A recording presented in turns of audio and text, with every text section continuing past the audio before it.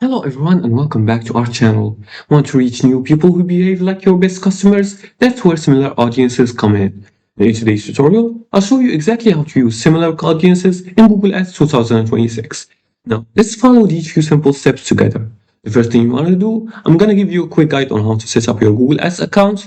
Before we do that, if you haven't already, we're going to go to business.google.com and make sure you log in with your Google account. After that, you're going to click on Start Now. And there you're going to create your business by setting up your business name and your business URL. Make sure to enter a valid website. Then you're going to proceed and click on next and fill in the information so you're going to be able to create campaigns and create ads. Now let's go back to our topic, which is here.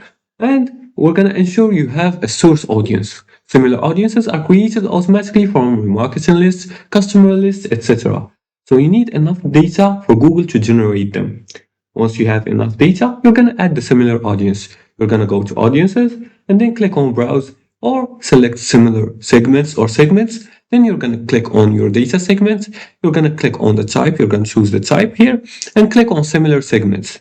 Once you click on similar segments, you're going to choose a relevant audience and apply observation mode. Now, once you apply the observation mode, you're going to use the observation first to test performance before scaling.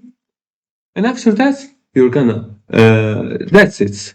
Before scaling, you're gonna use the observation first, and similar audiences work best for scaling and pair them with smart bidding and also monitor CPA closely. Just like you see here, this is the graph that shows the audience segments.